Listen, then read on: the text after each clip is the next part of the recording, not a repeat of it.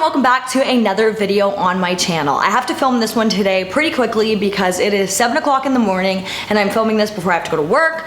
So yeah, I'm gonna try and do this one really fast while still being efficient and giving you guys information. So with that all being said, let's get right into today's video. So the topic of today's video was suggested to me by a very loyal subscriber, and I was going to do this thing where if you guys recommended a video topic to me that I would mention your username. However, I ran into a problem with that because a lot of the topics that I discuss have been mentioned by multiple people. But I chose this topic specifically that was recommended to me by one of you guys because, like so many of you guys, I am completely addicted to TikTok, and I keep seeing on TikTok this story of these 28 girls who were hospitalized after using a Ouija board, and that really pulled me in and fascinated me. So we're going to start off with that story first. So this took place in a school in Colombia when 28 girls allegedly started to pass out and exhibit all of these really strange signs after playing with a Ouija board. The girls allegedly started fainting, and they were showing visible signs of anxiety attacks and things like that, which were believed to be due to the fact that they had played with a Ouija board. And all of the girls were visibly very scared after playing with this board. After starting to display all of these symptoms, obviously the staff at the school was quite alarmed, and several of the girls, I believe all 28 of them actually, were rushed to the hospital to get medical treatment for the fact that they were fainting and exhibiting all of these strange signs. It is believed by several of the children's parents that the girls had been playing with a Ouija board in the school. Now, I don't know if that seems weird to any of you guys, but I personally wouldn't want my child playing with a Ouija board or doing like occult practices, especially not in a school environment. Like, who was like supposed to be watching them and making sure that they didn't do things like this? It's just wild to me. But yeah, so all of these girls were rushed to the hospital, and this happened quite a bit ago, and there has been no public medical diagnosis for what the girls were going through, so I don't know if we will ever get answers on that specifically. However, it is believed that whatever these girls were experiencing was due to the fact that they had played with a Ouija board. Now, my mom and my grandma are pretty religious, actually.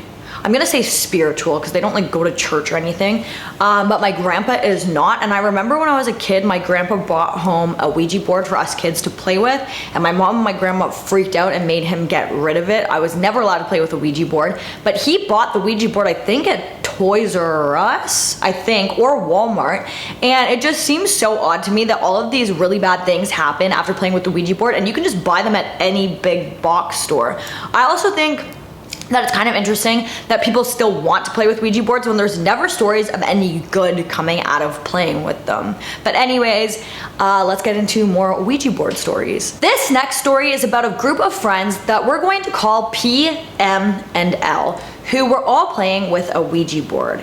Everything was going fine and they were communicating with the spirit until they asked the spirit how it had died. The spirit responded by spelling out the words murder, and then the three children asked the spirit again how, to which the spirit spelled out the words not I. The spirit then gave the three friends its name. However, none of the three could recall exactly what the name was, and the spirit also gave them a date from the 1800s. All of a sudden, the three described the room as starting to feel very different in a way that all three of them said felt very, what they described as heavy. As the room started to get that heavy feeling, the planchette was ripped out from the board and went flying across the room, which made the friends decide that they no longer wanted to play with the board, which, I mean, can you blame them? That's terrifying. Funnily enough, after playing with this Ouija board, Emma's mom passed away due to cancer. The strange thing about this is nobody had any idea she had had cancer, but this did happen a week following playing with the Ouija board. After that, P's mother was hospitalized for severe alcoholism, and Elle had to undergo an emergency vasectomy. It has been 9 years since these three friends played with the Ouija board, and P reports that she still experiences very tragic and strange events in her life that she doesn't think she would ever have experienced if she had not played with the Ouija board that night. I wanted to start us off with a kind of light Ouija board story, which was the last two that I just talked about, but for the rest of today's video, we are going to be talking about more like true crime type Ouija board stories. I do try to stay away from true crime on my videos now, just because I feel like they're so heavy and whatever. But for the purpose of today's video, I did pick a few more true crime like Ouija board stories, because I just feel like those are more believable and realistic than some of the other ones that you can find online. This took place in February in 2001 when a 53-year-old woman by the name of Carol Sue Elvaker from Oklahoma stabbed her son-in-law Brian Roach to death with a single blow to the chest.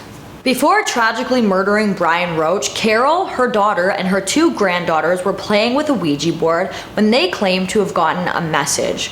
Carol believed that this message was from God, and this message allegedly said that Brian was evil and basically they needed to get rid of him. Brian pleaded for his life, but sadly, after this blow to his chest, he passed away due to bleeding out. After this attack, Carol loaded her adult daughter and 2 granddaughters into her vehicle. After loading the girls into the vehicle, Carol then purposely wrecked the vehicle near Tulsa on Interstate 44. She was trying to kill her passengers, however, they all just walked away with minor injuries. Carol had 2 broken ankles, and the injuries on the passengers were quite minor. After getting out of the wrecked vehicle, Carol then tried to push her 15-year-old granddaughter into oncoming traffic, trying to kill her. This failed, but Carol also claimed that she was instructed to do this by spirits from the Ouija board.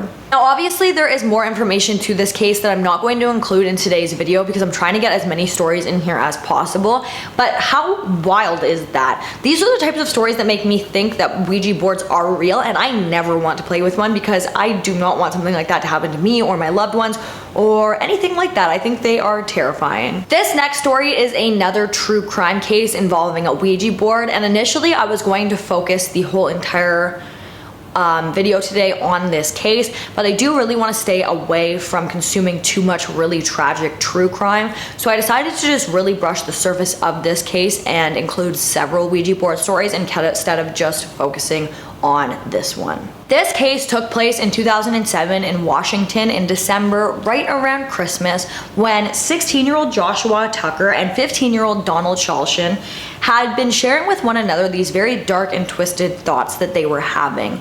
Both of them were experiencing some very, very disturbing things going on inside their brains that they were sharing with one another around the same time that they were trying to decide what they wanted to be when they grew up.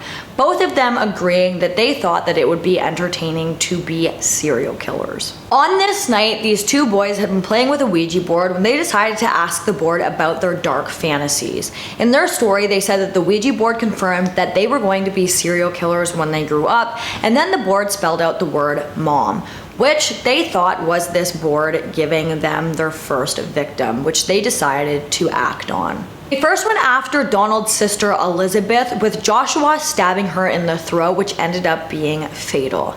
After they killed her, they hid her body and waited for Donald's mother Lori to arrive home. They attacked Donald's mother Lori with a knife, but while attacking her, Joshua's knife broke, which slowed the boys down immensely. After the attack, despite being in a terrible way, Lori was able to get to the phone and call 911. But the boys realized that Lori had called 911 and proceeded to finish the job using a dumbbell before police were able to arrive. Now, I know all of these cases that I'm talking about right now, or at least the last 2, are very twisted and unsettling, but there's just something about that last one that got me so much. Like, what is going on in your brain that you think that a Ouija board is telling you to do something like this? Like, well, you have to be so... Oh my goodness. Neighbors and people who knew the Carroll family knew that they were very often trying to communicate with those who had passed, but I don't think anybody quite understood the extent that this family was willing to go to communicate with spirits from beyond. The family had been living near Ledgate Crescent in County Durham when they started to really frequently mess around with a Ouija board. However, the real horrors would take place when Paul, the husband and father of the family, claimed that the Ouija board had sent him a message that the family dog was possessed by an evil spirit. Christmas Eve in 2014, Paul took the family dog and drowned it, and then proceeded to dismember the animal, hiding its body parts. Later, Paul would be found guilty of this crime and charged with the animal's death. Paul's wife Margaret and his daughter Katrina took it upon themselves to play with the Ouija board as well. Allegedly, while playing with this board, they received a message saying that they were going to die, and this really set the two of them right off. After receiving this message, the two women took a whole cocktail of pills and then burnt down the family home. Both women faced 4 years in prison for arson. I do think that a lot of the people in today's video had more mental health issues than it being actually the Ouija board, but the fact that the Ouija board was included in a lot of these stories is so mind-blowing to me, how so many bad things can happen with playing with these. I don't think that anybody should ever play with a Ouija board. I will never play with a Ouija board, and if I ever have kids, they will never play with one either, as long as I can help it. I do have a few more Ouija board stories that I will want to share with you guys in the future, but I'm just not going to have time to do so today, so I'm just going to wrap this video up now. That is going to bring us to the end of today's video. If you like this video, please give it a big thumbs up. Don't forget to comment down below what you'd like to see in my future videos, and don't forget to subscribe and turn on that notification bell so that you don't miss any future videos from me. Thank you so much for watching, and I'll see you in the next one. Bye guys.